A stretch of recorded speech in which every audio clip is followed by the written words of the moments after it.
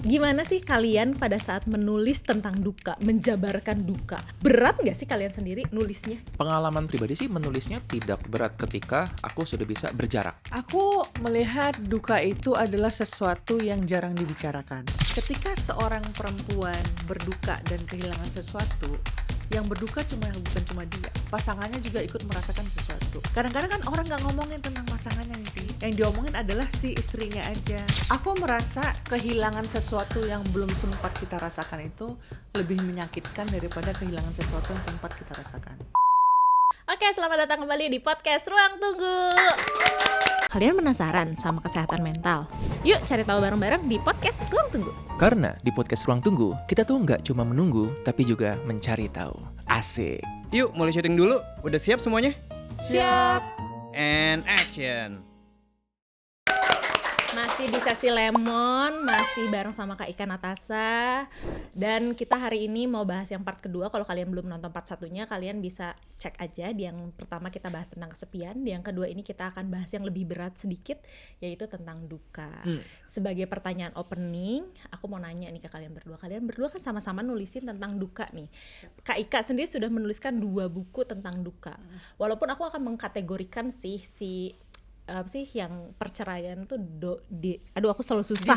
Divortiare. Nah, itu dia. Divortiare itu sebagai cara orang melalui duka setelah perpisahan juga. Jadi erat banget menurut aku tuh kedukaan dengan Kak Ika dan apalagi lu lah, Dr. Andreas gitu. Gimana sih kalian pada saat menulis tentang duka, menjabarkan duka yang kalian rasain ke tulisan itu? Berat nggak sih kalian sendiri nulisnya gitu? Dari aku dulu kali ya. Iya, silakan. Pengalaman pribadi sih menulisnya tidak berat ketika aku sudah bisa berjarak dari duka itu. Nah, ketika aku ketemu dengan pasien-pasien ya Kak Ika, aku tuh bilang bahwa kita tuh nggak melupakan duka gitu, kita nggak move on yang meninggalkan, tapi kita berjarak, put some distance. Artinya, kapanpun kita mau, kita bisa mengunjungi itu lagi. Waktu aku menulis buku tentang kedukaan, mungkin berarti gini, aku mengalami kedukaan itu dengan berada masuk di dalamnya, kayak ibarat hutan ini nyemplung ke hutannya, tapi begitu menulis, aku kayak zoom out dari luar melihat semua hutan tersebut, jadi bisa memetakan ini nih, ada awal, ada tengah, ada akhirnya, begitu. Jadi itulah skill yang nggak otomatis muncul ya, emang seiring dengan pengalaman, seiring luka yang terjadi lama-lama, jadi bisa dapat potongan puzzle lengkap dan barulah bisa menulis seperti gitu. Kalau dari Kak Ika sendiri? Aku melihat duka itu adalah sesuatu yang jarang dibicarakan. Iya, dihindari untuk dibicarakan gitu. Dan orang-orang sering menyederhanakannya dengan bilang misalnya kalau dalam Islam tuh selalu innalillahi wa inna ilaihi rajiun, misalnya kayak gitu. Kalau kita kehilangan seorang gitu kan, semoga dikuatkan dan ditegarkan ya gitu kan. Tapi repetitive message seperti itu somehow tidak merasa kayak menggugah hati ya. Kalau aku pribadi malah bikin kayak ya udah gitu kan, kalian nggak ngerti gitu kan kehilangan. Aku alhamdulillah orang tua aku masih lengkap, tapi aku pernah merasakan kehilangan nenek yang sangat aku cintai gitu kan gitu. Dan yang aku rasakan waktu itu adalah aku tuh nggak punya tempat lagi kalau misalnya lagi pulang tuh pengen ato gitu kan, aku panggilnya ato kan gitu kan, terus cerita, nggak ada tempat itu lagi gitu. Dan kehilangan interaksi itu yang bikin ada ruang kosong di dalam hati kan gitu. Dan kedukaan itu sesuatu yang dianggap orang bisa diselesaikan dengan yang sabar ya, mungkin yang terbaik udah kayak begitu gitu kan, udah nggak sakit lagi gitu kan. Tapi kan kita nggak bisa terima ya, gitu, nggak bisa bilang bahwa yang sabar ya segala macam gitu. Karena kita sendiri udah tahu nggak sih itu tuh, udah tahu gitu, harus sabar, harus sabar, iya, harus kan? terima gitu. Tell me something I don't know gitu kan. Maksud aku, kenapa harus sekarang, kenapa harus dia, kenapa nanti gitu kan, kenapa harus aku gitu. Jadi banyak pertanyaan tentang duka itu yang juga mempertanyakan aku harus gimana ya sebenarnya ya, aku harus nangis nggak sih, aku harus berduka berapa lama gitu. Jadi ada pertanyaan itu juga, wajarnya berduka tuh berapa lama sih gitu.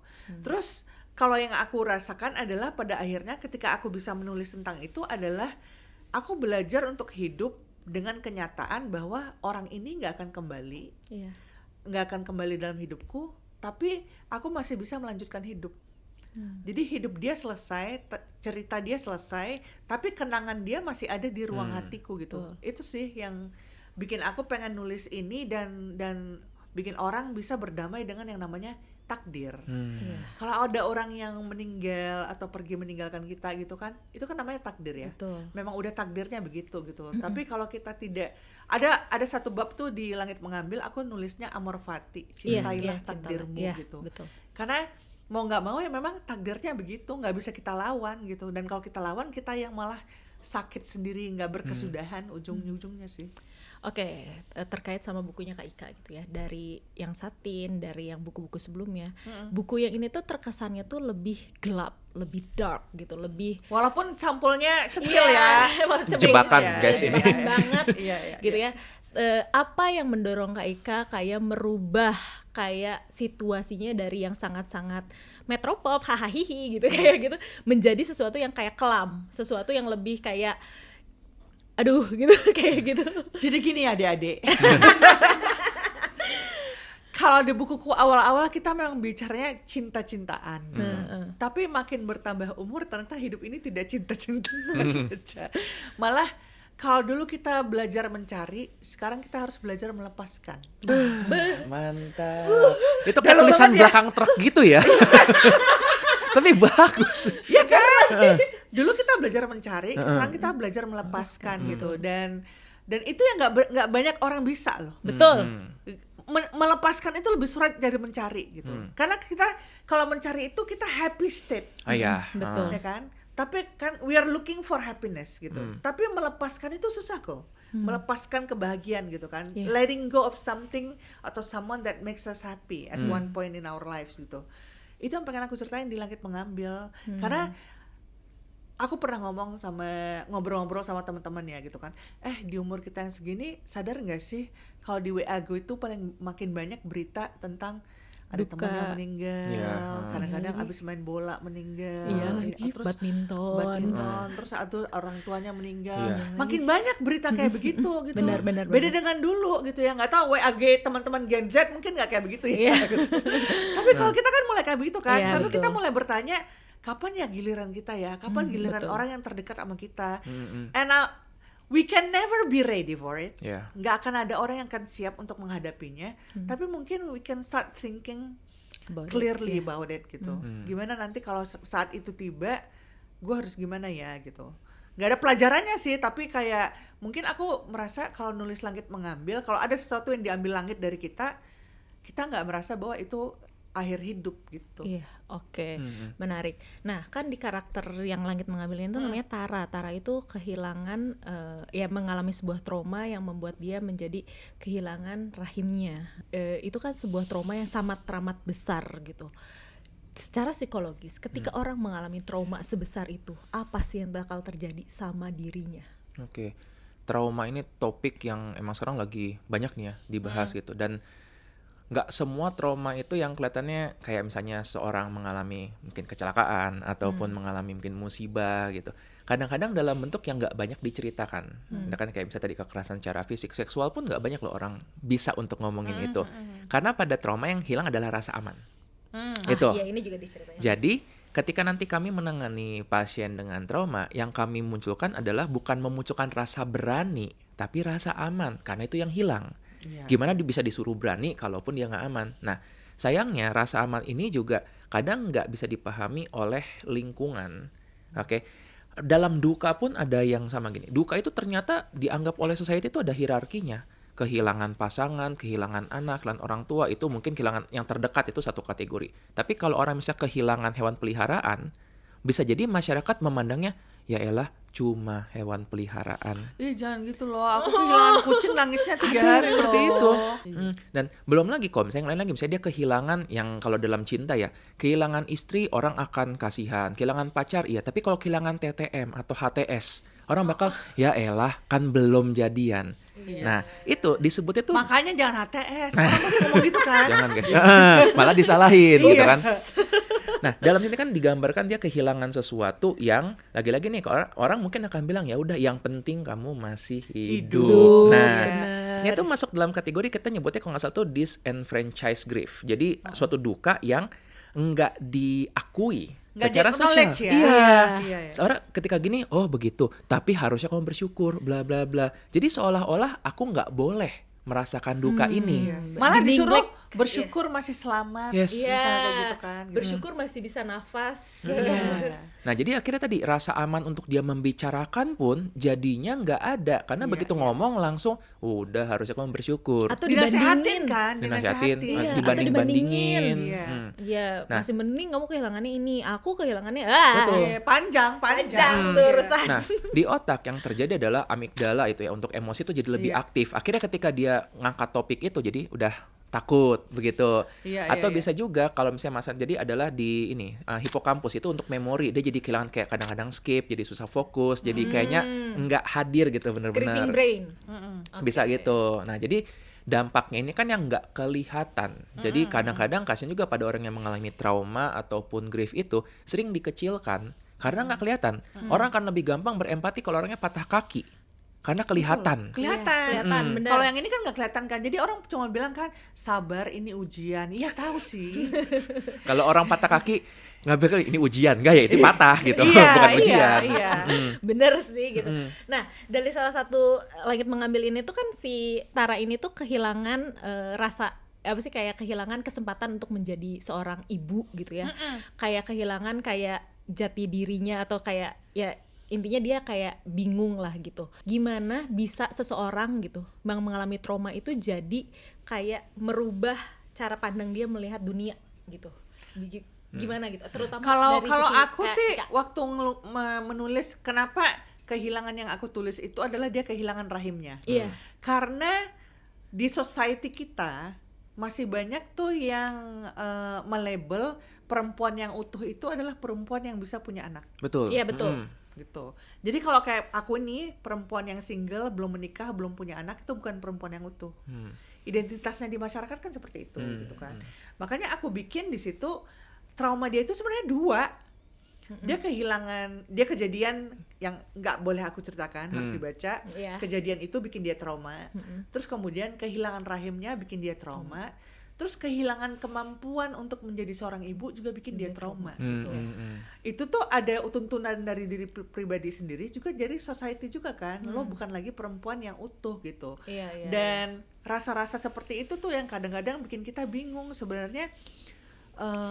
Mau cerita sama orang juga orang nggak ada yang ngerti loh. Iya, betul. Kalau kita punya kedukaan apapun, bahkan kehilangan anabul aja gitu kan. Aku cerita misalnya kan, aku nangis di rumah ada kucingku yang sakit terus meninggal kan. Terus aku nangis meraung-raung gitu kan. Orang nggak ngerti kan, cuma kucing doang ya gitu kan. Ya nggak kayak gitu. Enggak gitu. Enggak. It's a part of our family. Iya, itu part of family and a part of our lives gitu Iya. kan gitu. Jadi duka itu satu hal yang sangat kompleks dan complicated sih. Tidak selalu nyaman untuk dibicarakan juga. Yes. Karena orang tuh lebih gampang bilang yang sabar aja daripada addressing kamu sedihnya apanya, kenapa gitu. Karena itu difficult conversation dan masyarakat Indonesia tuh tidak terbiasa untuk difficult conversation kalau menurut aku Betul. ya. Setuju, sepakat. Dibanding yang misalnya mudah adalah marah-marah dan Betul. rage bait itu Iya. gampang. itu gampang, Banget. gampang. Witch hunting Wah, gampang. gampang. Bener, doxing gampang. Doxing gampang. Tapi kalau misalnya difficult conversation, bahkan di rumah pun kita tuh jarang kan bicara hal-hal sulit. Sering semuanya itu ya udah sweep under the rug aja. Iya, Udah betul, setuju. dianggap baik-baik aja gitu. Tapi misalnya having difficult conversation langsung dibilang, kenapa sih cari berantem? Nanti kita jadi berantem kalau ngobrolin Iya. nih. Enggak loh, emang kadang-kadang ada hal-hal yang harus diobrolin gitu. Betul. Kita pernah kedatangan tamu siapa ya? Trisa.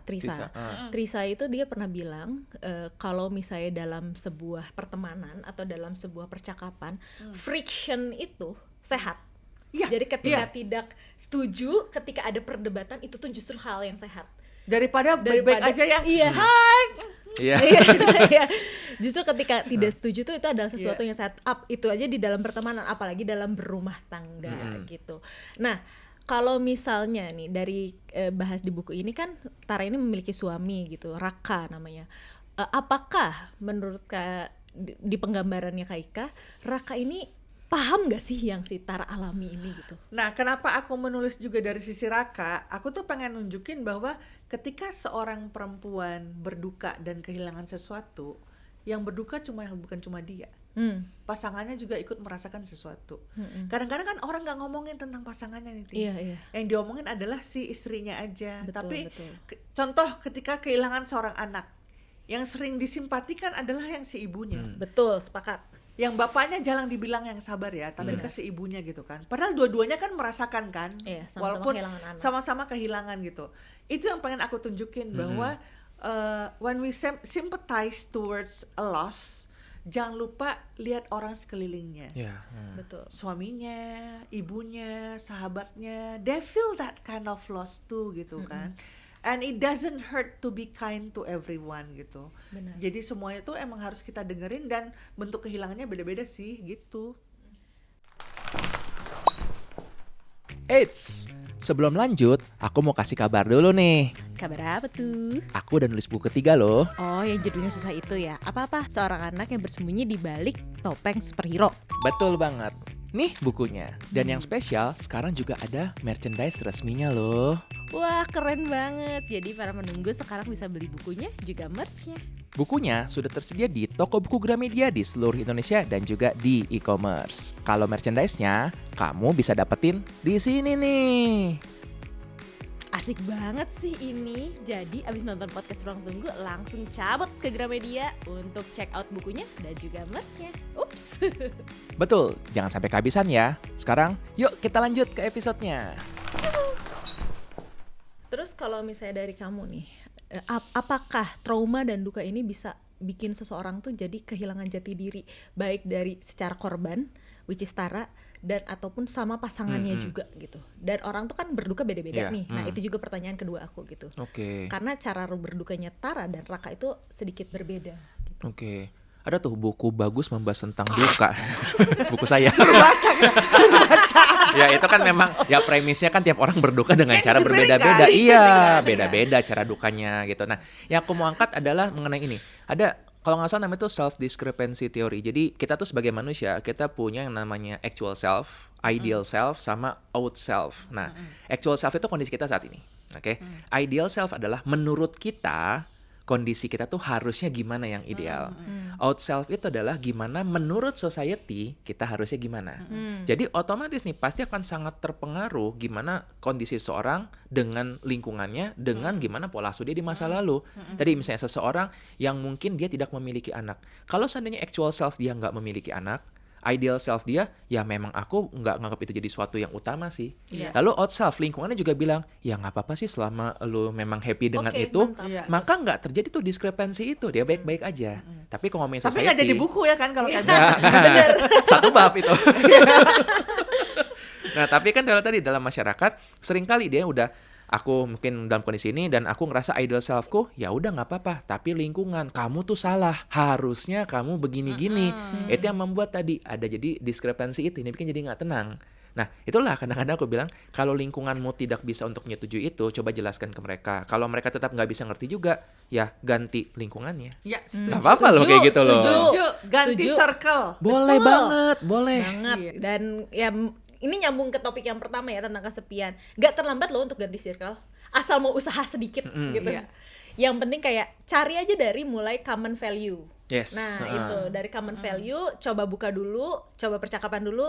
Kesananya kalau masih gak cocok ganti lagi aja, cobain terus-terus. Karena hidup terlalu singkat untuk mentolerate hal-hal yang bikin kita malah makin sedih dan sakit hati gitu. betul. Tapi juga harus dipertanyakan, kalau udah ganti circle 5 kali nggak ada yang cocok, mungkin yang salah kau, Pak. Emang ada gitu, ada orang yang cerita datang dan dia ngeluhkan, iya nih, ini aku ditinggalin ini, tinggalin ini. Lalu gitu denger polanya, bentar, kok kayaknya dia yang kurang awareness-nya. Kok Begitu. kayaknya kau yang salah ya? Iya, cuma kan saya nggak mungkin ya bilang bawa kaca gitu kan nggak mungkin.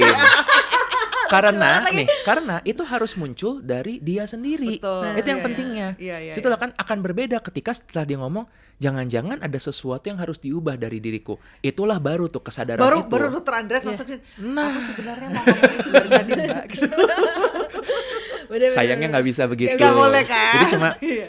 Oke, kenapa kamu berpikir gitu dalam hati? Nah, gitu. Iya. Tapi bener loh, itu ya sesuatu itu karena kalau muncul dari luar ya, kita punya kecenderungan untuk menolak itu. Itu yang membuat dalam kedukaan aja orang bisa dibilang ya udah kamu ibadah. Ibadah itu bagus, tapi ketika muncul dari luar dan dipaksakan, jadi merasa kok gue malah disuruh ibadah. Tapi Bukan kalau itu loh. self awareness lebih ikhlas gitu Beda. kan. Iya, betul beda. Ah. Lebih intim jadinya Yes. ya. Iya. Nah, bisa juga tuh kalau misalnya dicita, iya aku dulu pernah gini-gini dan aku dulu misalnya ibadah, aku dulu pergi naik gunung. Nggak apa-apa. Lalu dia refleksikan, oke, mungkin aku mau mencoba juga. Itu beda banget levelnya. Nah, itu kita nyebutnya spiritual experience. Jadi dia sisi Oke. sebaliknya dari traumatic experience. Iya. Kalau traumatic experience bikin jadi negatif, Iya. spiritual experience ini membuat jadi positif. Iya. Begitu. Dan tadilah ada orang yang menemukan setelah berdoa, setelah naik gunung, setelah dia mungkin memelihara anabul, jadi perbaikan, tapi itu semua harus muncul dari diri sendiri. Begitu. Oke. Ini berdasarkan sama kalian punya pendapat ya. Kayak kan banyak nih korban tuh bukan cuma diri kita sendiri atau Betul. banyak banget kan orang yang berduka atau yang memiliki trauma. Tapi kan banyak juga yang tadi kata kamu tadi itu adalah ekspektasi sosial Ya, gitu seperti apa.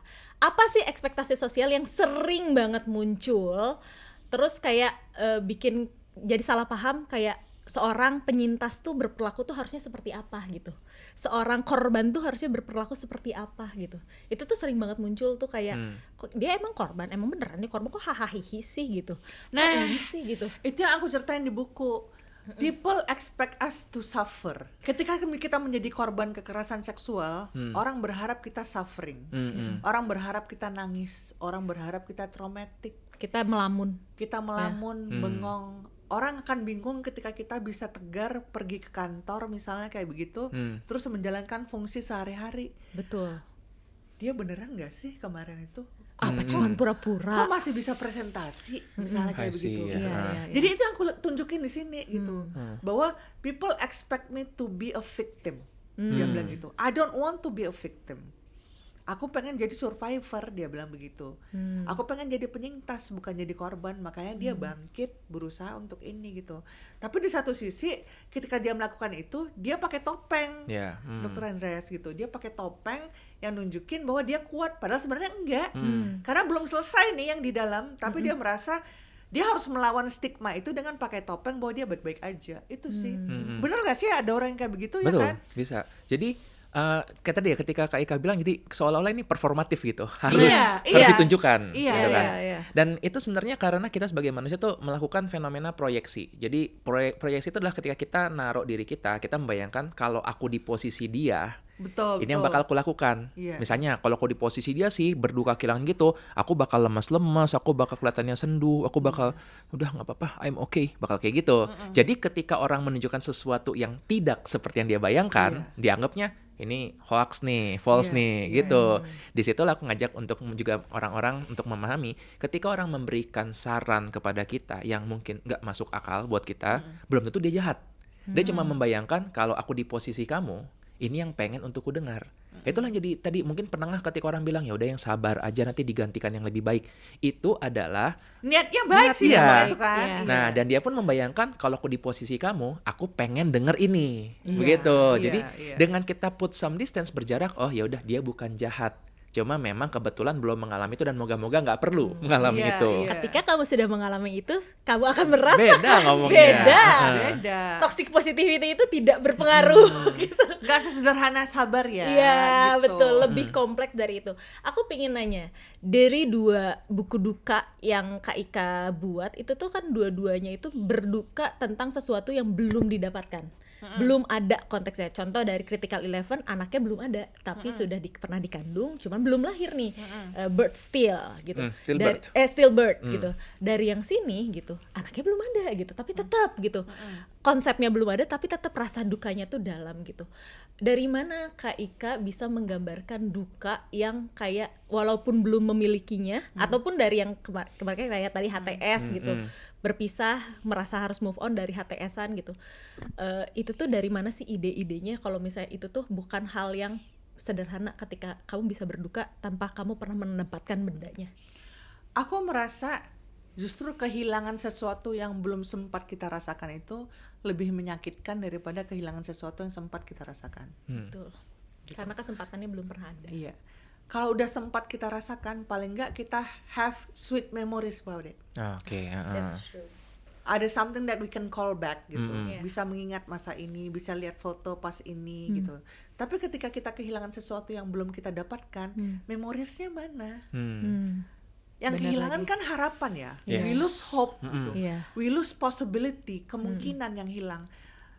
Itu kan sakit banget ya. Kita Iya. bahkan tidak punya kesempatan lagi untuk meraih hal itu, dan menurut aku itu lebih menyakitkan daripada kehilangan sesuatu yang ada wujudnya Ada, gitu. betul. Tapi itu menurut aku sih, menurut Dokter Andreas mungkin. Secara biological dan neurological iya, karena rasa sakit itu tuh ada bagian otak yang mengenali rasa sakit. Nah, salah satu itu adalah insula. Insula itu bagian di otak yang dia untuk mengenali emotional pain. Misalnya tadi kan kita di episode lalu cerita ya, yang ketika kita lagi chat, loh kok aku nggak ditanggepin, yang lain Iya, ditanggepin. iya. Ada berasa sakit tuh. Iya, Di sini iya. sakitnya. Iya, iya. Tapi padahal sumbernya itu di tadi area insula itu. Nah, dan tadi ketika kehilangan sesuatu yang pernah dimiliki dan kehilangan sesuatu yang belum pernah dimiliki, area ini aktifnya sama. Dia nggak membedakan gitu, sama-sama sakit. Cuma bedanya sekarang bayangin, kita ada gatal yang bisa ditunjuk sama gatal yang nyebar nggak bisa ditunjuk. Lebih frustrasi kan? Iya, Gitu. setuju.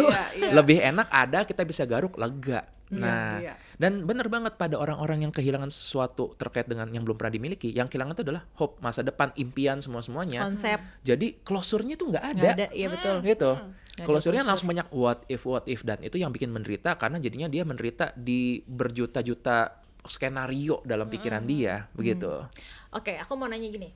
Kalau misalnya aku nih sudah ngerasa aku sudah tidak berduka lagi gitu. Aku sudah kayak udah move on, dah hahihi, tapi ngerasa kayak kadang-kadang muncul rasa dendam gitu. Rasa kayak harusnya aku dulu kayak gini, rasa penyesalan, rasa dendam, rasa marah.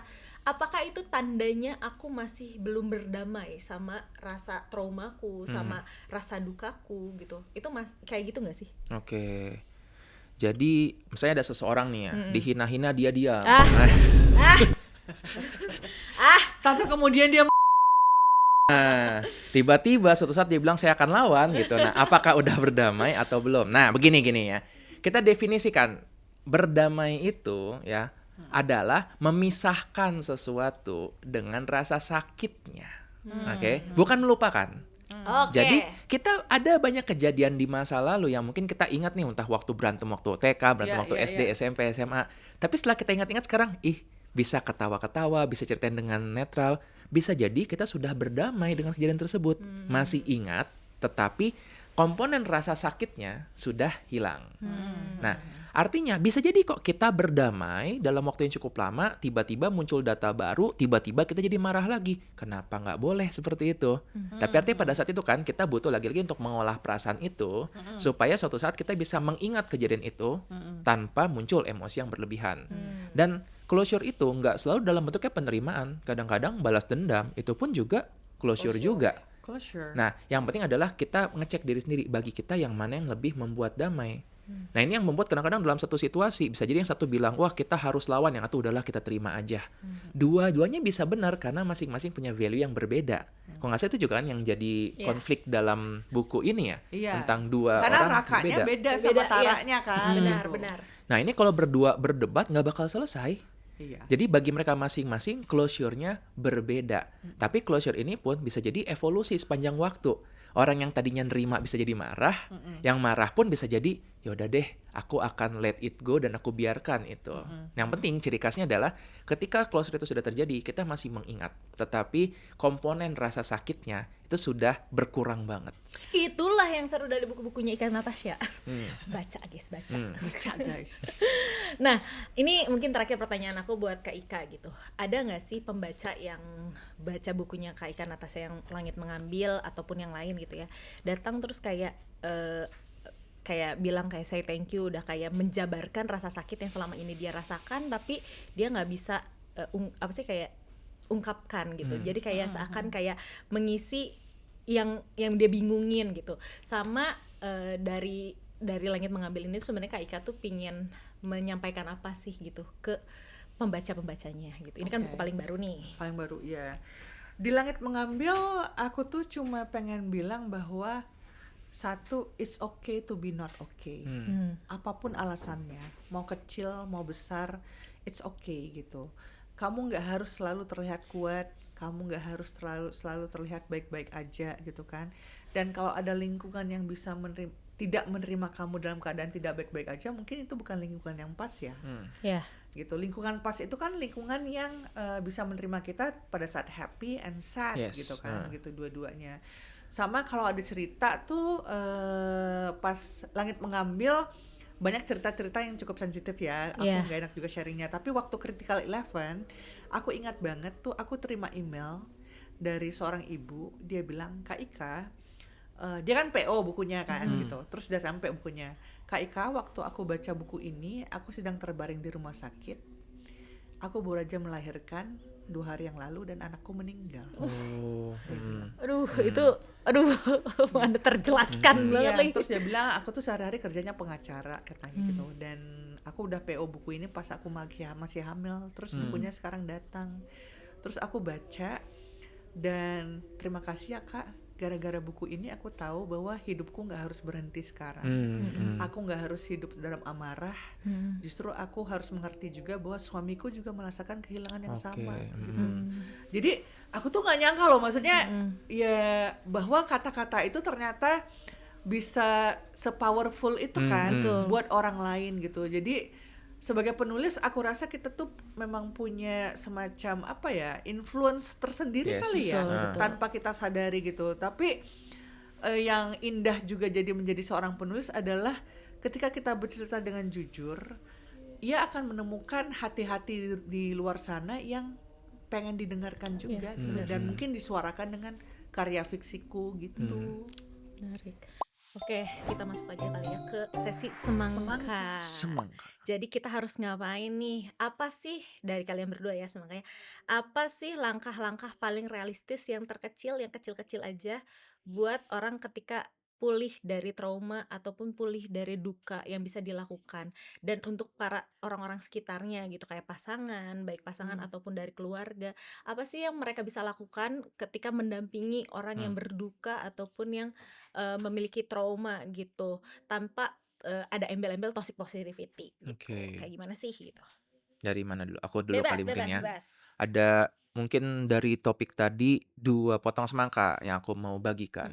Yang pertama adalah kalau kita mengalami suatu kejadian traumatis, apa sih yang pertama dilakukan? Nah, biasanya gini Kak Ika, kalau misalnya kita berhadapan sama stresor, orang kan bilangnya fight or flight.